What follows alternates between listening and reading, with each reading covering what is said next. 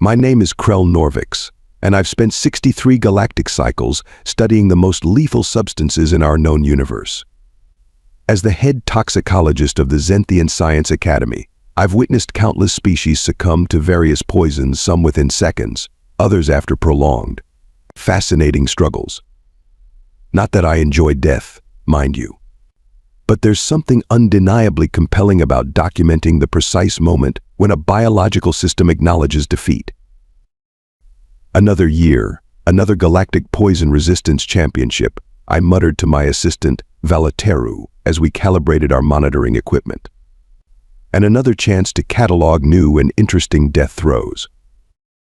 Vala shot me a disapproving look with all three of her ocular sensors. You really need to work on your bedside manner, Krell. We're toxicologists, not doctors, I retorted, waving my upper appendages dismissively. Nobody survives the championship anyway, so why pretend? The annual championship had started as a scientific endeavor 400 years ago, but like most things in our galaxy, it had devolved into entertainment. Species from across the known systems would send their hardiest, most poison-resistant champions to test themselves against increasingly deadly toxins. The ultimate goal? Reaching the final round and facing the Xeraxian poison, a crystalline liquid that could dissolve internal organs faster than most beings could scream. No one had ever survived the Xeraxian challenge. Not the stone-stomached granites of Beltor. Not the acid-drinking Vorlons. Not even the methane-breathing Kulix, who regularly bathed in what most species would consider toxic waste. This year promised to be particularly interesting because a new species had joined our galactic community, humans from the rather unremarkable planet Earth. Upon first contact, the diplomatic corps had been thoroughly underwhelmed. Humans lacked any obvious defensive capabilities, no exoskeletons, no redundant organs, no significant strength or speed compared to most spacefaring species. Their skin tore easily, their bones broke with minimal pressure, and their environmental tolerances were laughably narrow. The general consensus was that they'd secured their place in galactic society through sheer stubbornness rather than any notable physical characteristics. So imagine my surprise when a human female named Eliza Monroe registered for the championship. She's going to liquefy before the prelims are even over, I said to Vala as we reviewed the contestant list. Humans are mostly water. The Tordelian acid will turn her into a puddle. Maybe she knows something we don't, Vala suggested, ever the optimist. I scoffed, my neck frill expanding with amusement. What she knows is how to commit a very public suicide. At least we'll get good data on human cellular dissolution rates. The opening ceremony was the usual pompous affair, delegates from 57 worlds, each boasting about their champion's digestive fortitude. When they announced the human contestant, the grand hall fell into a stunned silence before erupting into what many species considered laughter. The human walked into the arena with a peculiar confidence. Eliza Monroe stood approximately 1.7 meters tall, with a covering of long, dark hair on her head and strangely expressive facial features. Unlike most contestants who came armored in protective gear, she wore only a simple outfit she called jeans and a t-shirt, claiming she wanted full mobility for the competition. Full mobility, as if she would be doing anything but convulsing on the floor. "Welcome to your funeral," I greeted her during the pre-competition medical screening. "I hope you've made whatever arrangements your species requires for corpse disposal." To my surprise, she laughed a strange, barking sound. "You're the toxicologist, right? Krell something?" "Krell Norvix, yes." "Well, Krell Norvix, I think you're in for a surprise." She extended her bizarrely jointed appendage for what I later learned was called a handshake. "Unless you're secretly composed of titanium under that fragile epidermis, the only surprise will be how quickly you expire," I replied, reluctantly touching her surprisingly warm hand with my sensory tendril. "I come from a planet where everything has been trying to kill us since we crawled out of the oceans," she said with a strange expression humans call a smirk. "Our history is basically one long story of things not succeeding at that job." As she walked away, Vala nudged me. I like her. Shame will be scraping her remains into a specimen jar tomorrow. I nodded in agreement, though something about the human's confidence disturbed me. In my long career studying the ways living things die, I developed a sense for when a creature knows its end is near. This human displayed none of those signs. Still, science is science, and biology doesn't lie. When the Xeraxian poison finally reached her lips, assuming she somehow made it that far, Eliza Monroe would learn what countless species before her had discovered. But in the grand chemical equation of life versus toxin, the toxin always wins. Or so I thought. The grand toxicity arena on Zenth Prime was a marvel of engineering, specifically designed to contain any biohazardous materials that might result from contestants' inevitable messy demises. The circular chamber featured rising tiers of transparent viewing pods where spectators from across the galaxy could safely watch the proceedings. Each pod was equipped with atmosphere regulators to accommodate the bewildering variety of breathing requirements. In the center stood the competition floor, a gleaming metallic surface that could be sterilized with plasma bursts between events. Above hung a massive holographic display showing close-ups of contestants' physiological responses, which the more morbid spectators particularly enjoyed. "Look at that lineup," I murmured to Vala as we observed the contestants from our monitoring station. The Braxian has 3 stomachs, each with different pH levels. The Kulix can metabolize hydrogen sulfide, and that Dorvan has skin that can repel most acids. And yet none of them will survive the final round, came a gravelly voice behind us. I turned to see Drox Paltrow, 7-time champion poison master and current head of the Galactic Toxicity Committee. His iridescent scales shimmered under the arena lights, and the toxic secretion glands on his neck pulsed with an ominous green glow. "Ah, Drox. Charming as ever," I said, not bothering to hide my distaste. Drox had made his reputation by creating increasingly devastating toxic compounds, often testing them on sentient beings without proper protocols. "I heard we have a human competing this year," he said, his mouth parts forming what passed for a sneer on his species. "I didn't realize we were allowing livestock to enter." "She passed the qualification requirements," Vala pointed out. Drox made a dismissive gesture with his specialized poison handling appendage. "A clerical error, surely. Humans are barely more than talking mammals. Their biochemistry is embarrassingly simple." "That human is heading to the final round," interrupted a voice, and we all turned to see Eliza Monroe standing nearby, arms crossed over her chest. Drox's neck sacs inflated with amusement. "You won't survive the preliminary Tordelian acid, let alone my special preparation of Xeraxian toxin." "Wanna bet?" Eliza replied with a wink. The preliminary rounds progressed exactly as I'd predicted.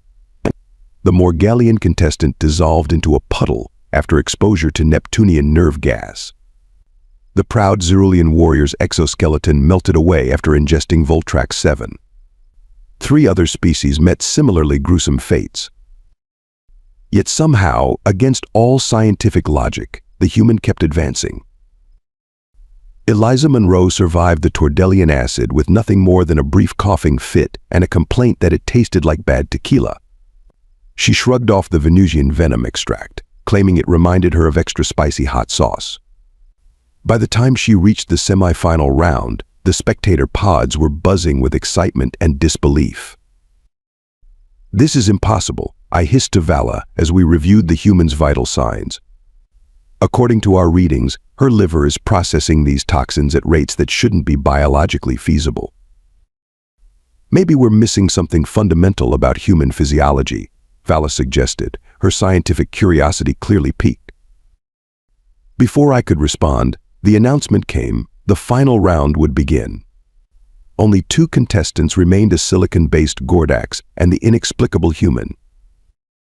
The ceremonial preparation of the Xeraxian toxin was always a dramatic affair.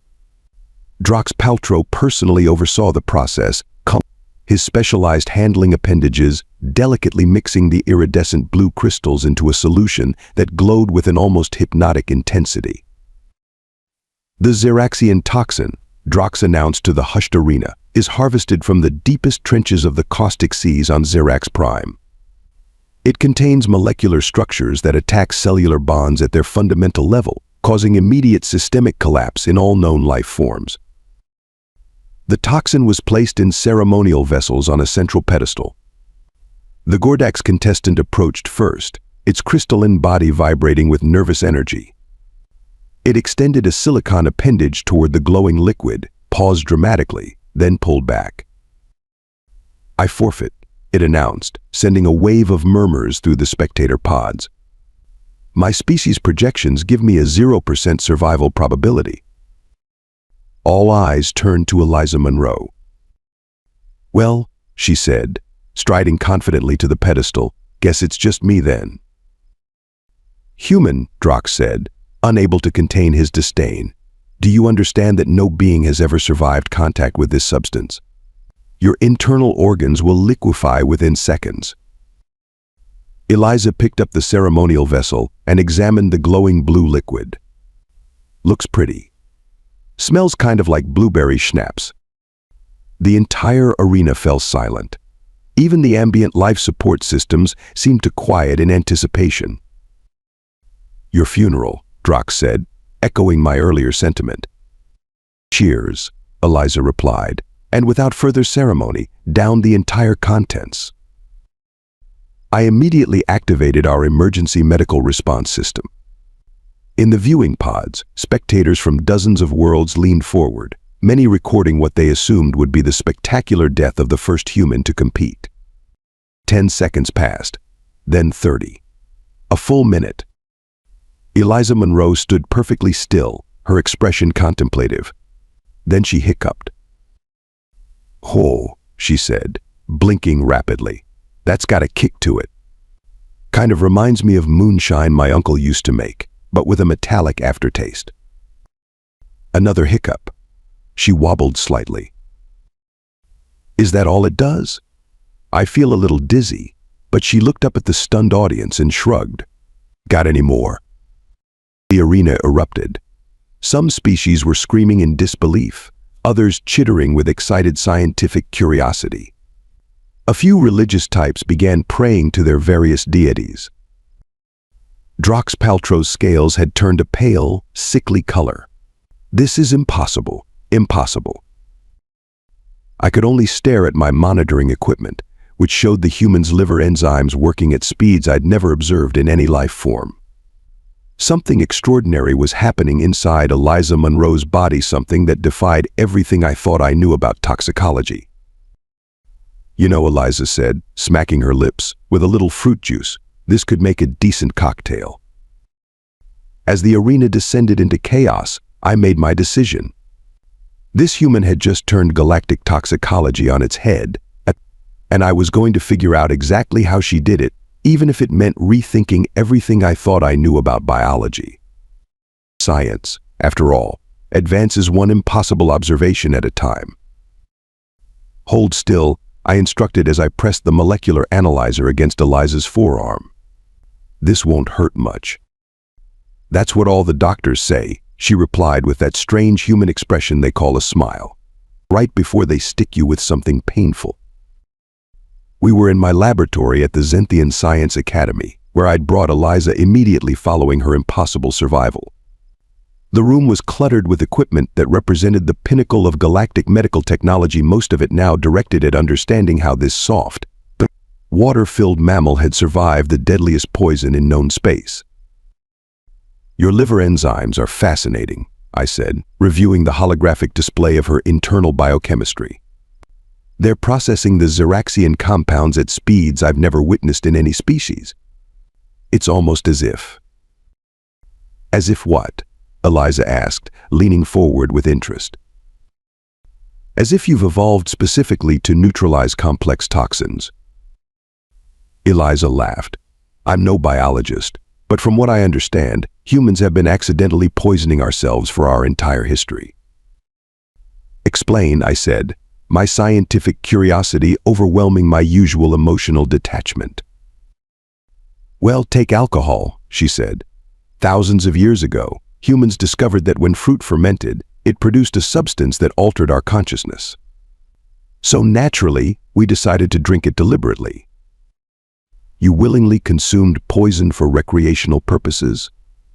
Vala asked, her three ocular sensors widening in disbelief. "Still do. We built entire cultures around it. Wine, beer, spirits, we've got countless varieties and strengths. Then there's spicy food." "Spicy?" I queried, the term not translating properly. Plants evolved capsaicin as a defense mechanism to stop animals from eating them. For humans, it became a delicacy. The more it burns, the more some humans enjoy it. I stared at her, my neck frills extending in surprise. "Your species deliberately consumes defensive toxins for pleasure." "We even compete to see who can eat the spiciest foods," Eliza said with a shrug. "Plus, there's all the plants and mushrooms that are normally poisonous, but that we figured out how to prepare safely. Cassava, cashews, fugu fish, the list goes on." The laboratory door hissed open, interrupting our conversation. Drax Paltrow stalked in, his scales still pale with fury.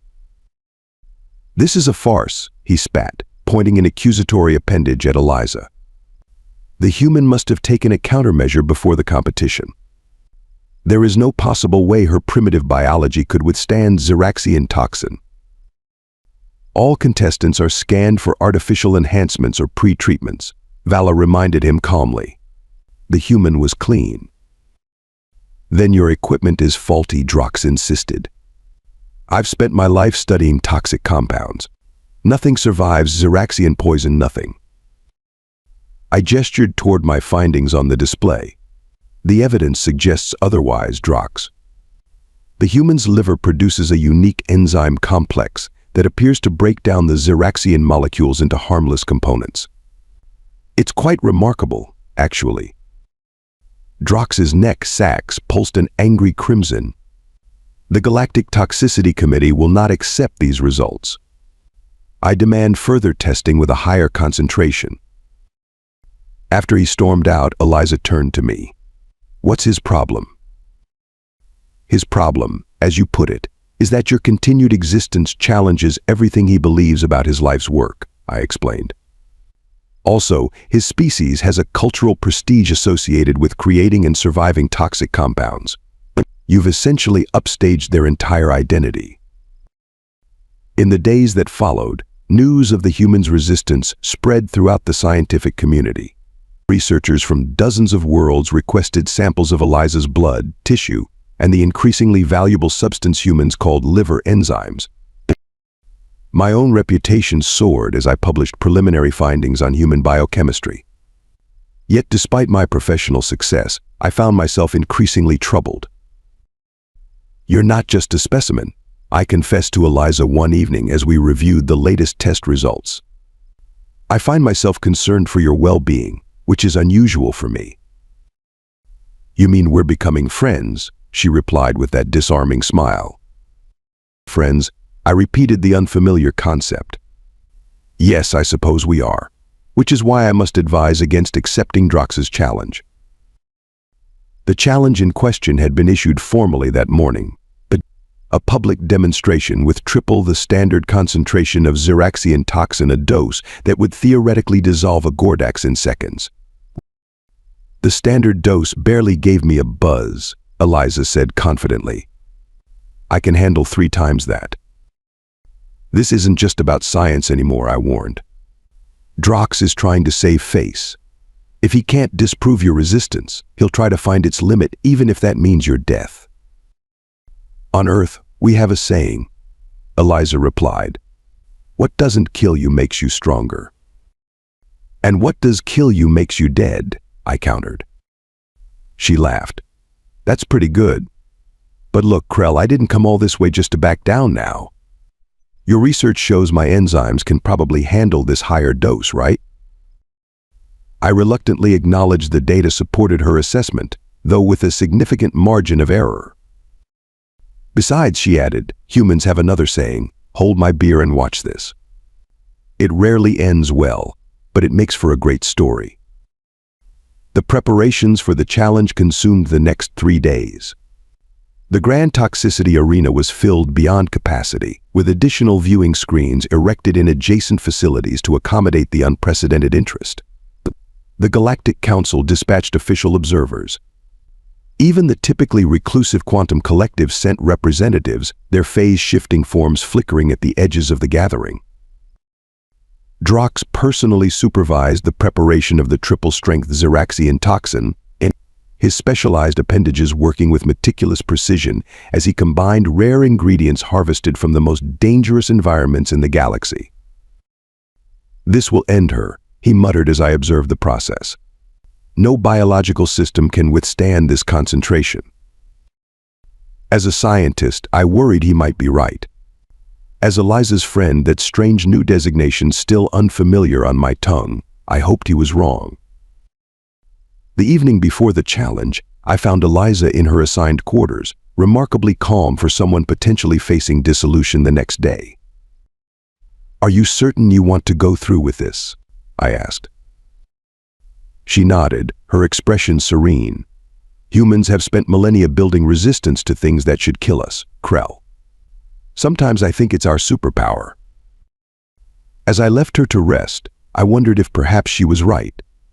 Perhaps what made humans remarkable wasn't their technology or intelligence, but their peculiar evolutionary history of turning poisons into pleasures. Tomorrow would provide the answer, one way or another. The Grand Toxicity Arena had never seen such a crowd. Representatives from every corner of the galactic community packed the viewing pods, their diverse morphologies creating a living mosaic of evolutionary paths. The atmosphere was electric with anticipation, scientific curiosity, mingled with the more primal thrill of witnessing something potentially catastrophic.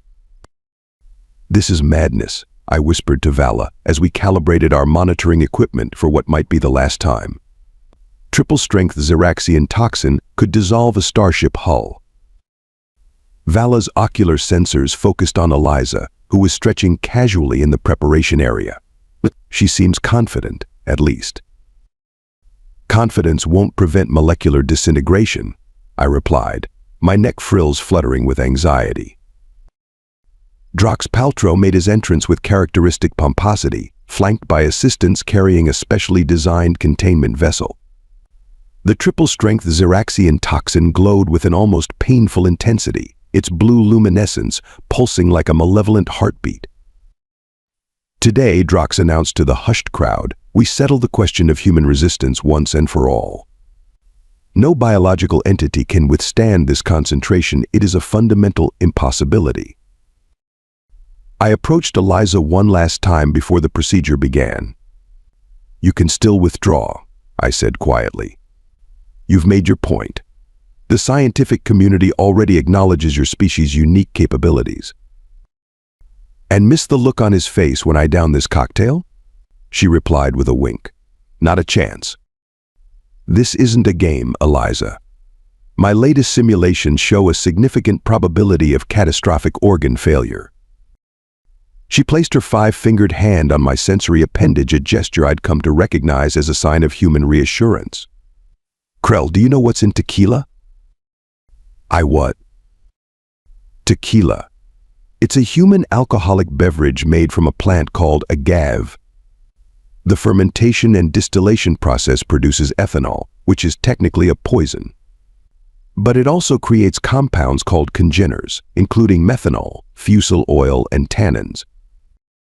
"I fail to see the relevance of human intoxicants at this moment," I said, my anxiety making me impatient. "The thing is, I've been studying your research on the Xeraxian toxin. The molecular structure has remarkable similarities to certain compounds in our strongest spirits, just arranged differently. I think my liver knows exactly what to do with this stuff." Before I could protest further, the ceremonial gong sounded. It was time. Drox personally poured the triple-strength toxin into the traditional vessel, his specialized appendages trembling slightly, whether from excitement or effort. I couldn't tell. "Final chance to save yourself, human," he said, presenting the glowing liquid to Eliza. The arena fell silent. Even the ambient systems seemed to hold their electronic breath. Eliza took the vessel, raised it in a toast, and declared, "To new friendships and old poisons." Then she drank it. All of it. In one continuous swallow.